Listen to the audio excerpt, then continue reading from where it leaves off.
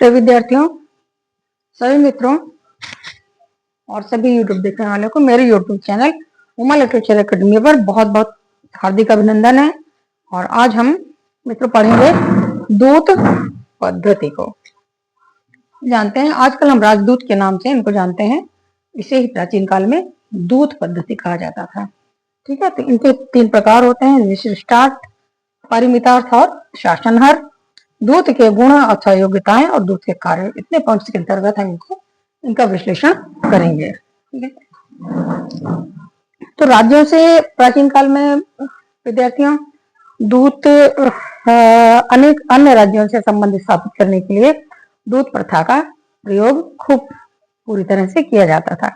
जब कभी एक राज्य दूसरे पड़ोसी राज्यों के साथ शांति संबंध स्थापित करने के लिए इच्छा रखता था, या कोई एक राज्य दूसरे राज्य को सरकारी रूप से कोई सूचना या पत्र भेजता था, तो या जब कभी अनेक राजाओं को बड़े यज्ञों जैसे राजसूय यज्ञ, वाजपेयी यज्ञ आदि सम्मेलनों में बुलाया जाता था, तब भी दूत की आवश्यकता पड़ती थी, अर्थात समाचार ले जाने वाला दूत कहलाता था।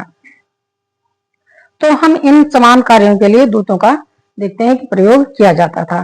प्राचीन भारत में राजनयिक संबंधों की व्यवस्था करना, जिनके आजकल आपने सुना होगा, राजदूत शब्द बहुत सुना होगा, जो विदेशों में दूतावास होते हैं, और हमारे देश में भी बहुत सारे देशों के दूतावास बने होते हैं जिनमें विशेष राजदूत में कार्य किया करते हैं। तो इसी तरह प्राचीन काल में भी बहुत से लोग दौत्य कर्म का प्रयोग करते थे, अर्थात एक दूसरे राज्यों से शांति और युद्ध के संबंधों का निर्धारण दूतों द्वारा ही संभव होता था। रामायण में हम हनुमान को देखते हैं और अंगद को देखते हैं। हनुमान और अंगद ने यह लंका में जाकर दौत्य कर्म किया था, उन्हें सूचना दी थी और समझाने की कोशिश की थी रावण को कि वो आक्रमण ना करें, सीता को वापस कर दें। ठीक है, इसी तरह महाभारत में हम श्री कृष्ण और संजय को विभिन्न अवसरों पर किसी न किसी प्रकार के दौत्य कर्म का निर्वहन करते हुए देखते हैं। हम जानते हैं कि दुर्योधन के पास श्री कृष्ण गए थे बहुत बार, कई बार समझाने की उनको कोशिश भी की, यहाँ तक कि दुर्योधन ने उनको बेड़ियों में भी बांध दिया था, जिसे उन्होंने तोड़ दिया था अपनी शक्ति से।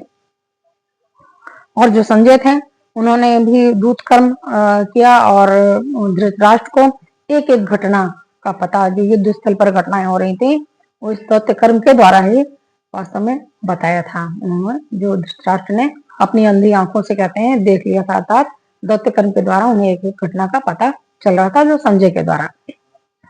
सिकंदर के आक्रमण के दौरान, जब सिकंदर का आक्रमण हमारे देश में हुआ, उस दौरान भारतीय राजाओं ने ग्रीक विजेता के साथ संधि वार्ता के लिए दूतों का प्रयोग किया था। उसके बाद बहुत से छोटे छोटे पहाड़ी भारतीय जो राजा थे, उन्होंने अपने अपने दूत भेजे थे और उससे कहा था कि युद्ध ना करो, संधि हो जाए। तो इसके लिए दूतों का प्रयोग किया जाता।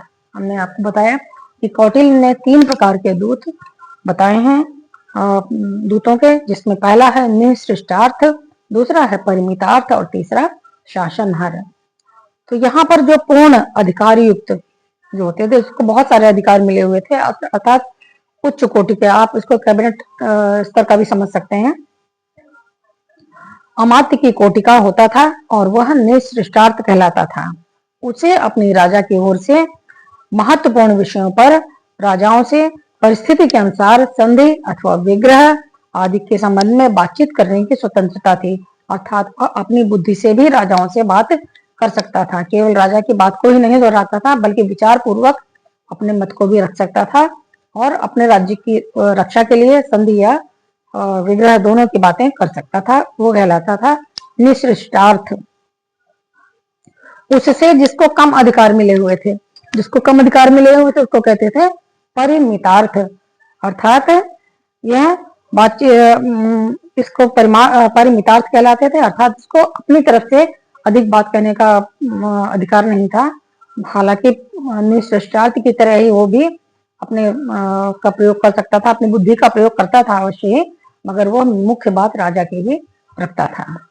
तीसरा आता है शासनहर। शासनहर जो केवल अपने राजा का संदेश, अर्थात केवल राजा का मुख होता था, वो अपनी तरफ से एक भी बात देशों विदेशी राज्यों में या दूसरे राजाओं के सामने नहीं कहता था। वो जितना कहा जाता था उतना ही, या जितना पत्र में लिखा होता था उतना ही वो पढ़ता था। तो एक संदेश राजा के पास पहुंचाता है वाद विवाद करके विषय को निर्धारित करने का कार्य वो बिल्कुल नहीं करता है कि कोई बहस हो जाए या अपनी तरफ से कोई मत रखे, ऐसा शासनहार बिल्कुल भी नहीं कर सकता था। शासनहार प्रायः युद्ध प्रारंभ करने से पूर्व अंतिम बार युद्ध के रोकने के प्रयत्न के लिए भेजा जाता था। शासनहार को तभी भेजा जाता था कि आखिरी बार चले जाओ, कोशिश करो एक बार युद्ध रुक जाए, राजा का पत्र लेकर वो जाता था। भारतीय राज्यों में शास्त्रों में परस्पर राज्यों के विवाद को दूर करने के लिए युद्ध को अंतिम साधन माना गया है। हम जानते हैं कि साम, दाम, भेद और दंड, ये 4 उपाय होते हैं जो सभी राजा प्रयोग करते थे राज्यों में सुख और शांति की व्यवस्था बनाए रखने के लिए। साम का मतलब होता है समझौता, दाम का मतलब होता है उपहार आदि देकर अगले राजा को संतुष्ट कर लेना और युद्ध टाल देना। और तीसरा होता है भेद। भेद का अर्थ होता है शत्रु राज्य में फूट डलाकर उसकी शक्ति को कमजोर कर देना और युद्ध न करने से अपने देश की रक्षा कर लेना, अपने राज्य की रक्षा कर लेना। लेकिन जब ये तीनों काम नहीं आते हैं तब अंतिम जो विकल्प होता है वो युद्ध का होता है। जैसे कि महाभारत आदि हमारे यहाँ बड़े बड़े युद्ध हुए, अन्य इतिहास में देखे जा सकते हैं कि अंतिम विकल्प के रूप में युद्ध अवश्यंभावी हो जाता है, तब और कोई काम उपाय नहीं करता है। मनु ने स्पष्ट कहा है कि साम, दाम और भेद का अलग अलग प्रयोग करके अथवा एक साथ प्रयोग करके के द्वारा शत्रु को जीतने का प्रयत्न करे, युद्ध के द्वारा कदापि नहीं। हमारे सभी विचारकों ने, सभी शास्त्रियों ने ये कहा कि जहां तक हो सके युद्ध को टाल दो, युद्ध न होने पाए, क्योंकि उससे जन और धन दोनों की हानि होती है और देश या राज्य बहुत पीछे चला जाता है, बहुत सारा आर्थिक नुकसान भी हो जाता है और जनता की हानि भी होती है। इसलिए युद्ध को टालने का भी सदैव प्रयत्न करते थे राजा लोग, लेकिन जब नहीं होता था तभी युद्ध करते थे।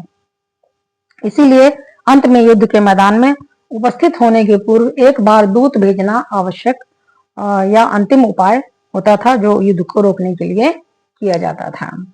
दूत का कार्य शांतिपूर्ण रूप से संबंध बनाना था। मनु ने दूतों के महत्व को बताते हुए कहा है कि इनके द्वारा ही दूसरे राज्यों के साथ संधि संभव होती है तथा इसी के द्वारा अन्य राज्यों की एकता विनष्ट हो सकती है। अब आते हैं दूत के विशेषाधिकार। दूत के देखते हैं कि क्या क्या अधिकार थे। विशेषाधिकार, महाभारत के अनुसार दूत अवध्य होता है, अर्थात दूत चाहे जैसा भी हो उसका वध नहीं किया जा सकता था, उसको मारा नहीं जा सकता था। कोई भी सभी राज्यों के लिए नियम लागू था। भीष्म युधिष्ठिर से कहते हैं महाभारत में कि दूत को किसी भी परिस्थिति में नहीं मारना चाहिए, क्योंकि दूत को मारने वाला राजा मंत्रियों सहित नरकगामी होता है। छात्र धर्म में जो राजा यथोक्तवादी दूत का वध करता है उसके पितर या उसके पूर्वज भ्रूण हत्या के भागी होते हैं। एक अन्य स्थान पर वर्णन है कि जब दुर्योधन ने शत्रु के दूत श्री कृष्ण को बंदी बनाने की कोशिश की या सोची तो भीष्म ने दुर्योधन को भला बुरा भी कहा था। तो इसका मतलब कि दूत को मारना एकदम मना ही थी, मार नहीं जा सकता था। और कौटिल्य कहते हैं कि शस्त्र उठाने पर भी दूत सत्य संदेश का ही निवेदन करते हैं कि अगर शत्रु राजा उसके दूत के प्रति शत्रु तलवार आदि भी उठा ले उसे मारने के लिए, तब भी दूत सत्य ही कहता है, जो उसको कहा गया है वो वही कहता है। अतः दूत कहा गया है कि चांडाल भी अगर कोई दूत है तो भी वह अवध्य है, क्योंकि दूत का काम केवल दूसरे की कही हुई बात को दोहरा देना होता है, उसका अपना कोई उसमें इंटेंशन नहीं होता है, वह राजा की कही हुई बात को दोहरा देता है। दूतों के लिए उन्मुक्तियों के सिद्धांत को प्रतिष्ठित विदेशी यात्रियों के लिए भी विस्तृत किया गया था। तो सम्राट हर्षवर्धन ने चीनी यात्री वेनसांग की सुरक्षा के लिए सभी प्रकार के संभव उपायों का प्रयोग किया और उसके भारत से वापस जाने के समय उसकी सुरक्षा के लिए बड़ी व्यवस्था की गई थी राज्य में, ताकि वेनसांग को कोई नुकसान न पहुंच सके और उसका कोई बुरा संदेश न जाए चीन में। तो दूत के गुण अथवा योग्यताएं हम देख लेते हैं। तो ऋग्वेद में एक प्रसंग है कि जो एक राज्य से दूसरे राज्य में जाता है वहां से अपने राजा का संदेश पहुंचाता है और अपने राज्य का कार्य करता है, वह उत्तम राजदूत होता है। और ऐसा राजदूत अग्नि के समान है, अर्थात अग्नि का जैसे कि दूत देवताओं का, अग्नि जो है देवताओं का दूत है, ऐसे ही मनुष्यों के लिए जो दूत है वो अग्नि के समान है। दूत तेजस्वी हो, कार्य से अग्नि के समान ही वो तेजस्वी हो, ऐसा कहा गया।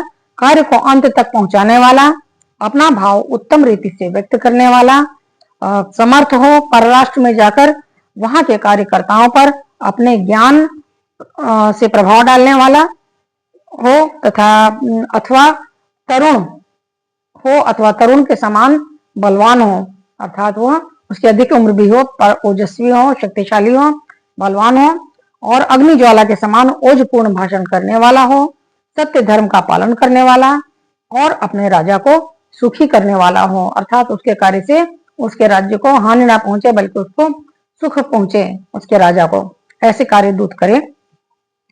तैत्तिरीय संहिता में भी इस बात की संपुष्टि की गई है और कहा गया है कि अग्नि देवताओं का दूत था। जैसा कि अग्नि यज्ञ में दूत कार्य करता है, अर्थात जब हम यज्ञ में लोग हवन डालते हैं, स्वाहा बोलते हैं, तो वो अग्नि के माध्यम से ही देवताओं को पहुंचता है। इसीलिए अग्नि को देवताओं का मुख कहा गया है अथवा दूत कहा गया है, जो ले जाता है भविष्य को देवताओं तक। तो वैसे ही राजदूत राजशासन रूपी यज्ञ में दूत का कार्य करें, ऐसी कल्पना की गई है। महाभारत में भीष्म ने कहा है कि जो पुरुष कुलीन, वाग्मी, दक्ष अर्थात बातचीत करने में दक्ष हो, प्रियभाषी हो, यथोक्तवादी हो और स्मृतिवान हो, वही दूत पद पर नियुक्त किया जाना चाहिए। और शुक्र के अनुसार दूत इंगित का अर्थ होता है कि इशारे से समझ ले बात को, आकार, चेष्टा आदि का को जानने वाला हो, कि कोई चेष्टा कैसे कर रहा है, आकृति अपनी कैसे बना रहा है, इसको भी अर्थात भाव भंगिमाओं को समझने वाला हो, और संधि और विग्रह की बातें करने में समर्थ हो। वाग्मी और निर्भीक दूत को होना चाहिए। और कामंदक ने भी इसी मत का समर्थन किया है। अभी कौटिल्य ने फिर से कहा है कि दूत को शत्रु राजा द्वारा किए हुए सम्मान पर, या जो उसको सम्मान मिलता है शत्रु के राज्य में, उसे बहुत प्रसन्न नहीं होना चाहिए और उसके किसी भी कहे गए कुवाक्य को पी लेना चाहिए। अर्थात कोई उसे गाली गलौज या उसका अपमान करता है तो उसे पी लेना चाहिए। क्योंकि उसको अपने राज्य के रक्षा करनी है, अपने राजा के पास एक संदेश शांति का पहुंचाना है, इसलिए उसे अपने अपमान को भी पी जाना चाहिए। उसे स्त्री प्रसंग और मद्यपान को सर्वथा त्याग देना चाहिए, क्योंकि स्त्रियां प्रयोग की जाती हैं राज्यों में किसी के मन की मनस्थिति जानने के लिए। इसलिए दूत के लिए सख्त निर्देश था कि वो बिल्कुल भी किसी स्त्री के प्रसंग में ना पड़े और मद्यपान को भी वो हाथ न लगाए, तथा शत्रु राज्यों के रहस्यों का पता लगाते हुए पूछे जाने पर भी अपने भेदों का पता बिल्कुल उसे नहीं देना चाहिए। यदि उसे कोई प्रताड़ना भी मिल रही है तब भी उसे अपना मुख बंद रखना चाहिए। मनु के भी यही विचार है। अतः दूत के इस महान पद के लिए प्राचीन भारत के विद्वानों में कोई वैमनस्य नहीं मिलता है, अर्थात सभी विद्वान इसमें एक मत दिखाई पड़ते हैं कि दूत अत्यंत ही योग्य व्यक्ति होना चाहिए, क्योंकि उसी पर राज्य की सुरक्षा और शांति सुख निर्भर करता है। दूत के कार्य क्या थे? दूत में ऐसी शक्ति होती है जिससे वो विभिन्न राज्यों में जो एक दूसरे के विपरीत हैं, एक दूसरे के विरोधी हैं, एक दूसरे के शत्रु हैं, तो उसमें भी संधि संपादन करने में समर्थ होता है। उनको भी साथ साथ लाते हैं और संधि करवाता है, अर्थात मेलजोल करवा देता है शत्रु राज्यों में। ये दूत का कार्य होना चाहिए, मुख्य कार्य।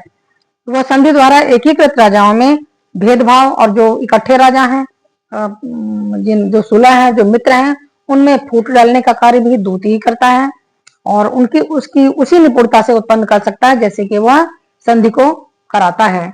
शत्रु राज्यों में संधि करा देता है, मित्र राज्यों में फूट भी डलवा सकता है। अर्थात दूत संधि और विग्रह दोनों के करने की समर्थ रखता है।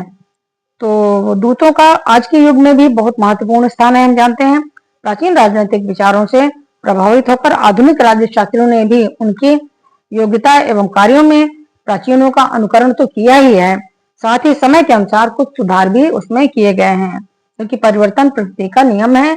इसलिए दूत व्यवस्था में भी परिवर्तनों के आधार पर आधुनिक काल तक आते आते बहुत चेंज हो गई है।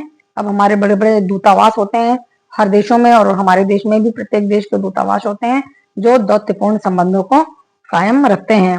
मनु ने दूत के कार्यों को अत्यंत महत्वपूर्ण बताया है और कहा है कि राजा के दैनिक कार्यों के अंतर्गत दूत संप्रेषण के कार्य को भी महत्वपूर्ण स्थान दिया जाना चाहिए। कौटिल्य के विचार भी यही हैं और यहाँ तक के लिए आज के लिए इतना ही। और ये पाठ आपके लिए सब बहुत उपयोगी है। आप चाहे एमए के विद्यार्थी हो, चाहे आप नेट की तैयारी कर रहे हो, या आप बीए के विद्यार्थी हो, या अन्य किसी परीक्षा के एसएससी वगैरह जितनी भी प्रतियोगी परीक्षाएं हैं, सभी के लिए मेरे नोट्स बहुत उपयोगी होते हैं। तो छात्रों, इसको ध्यान में रखते हुए इससे पूरा लाभ आप उठाएं। बहुत बहुत धन्यवाद आपको।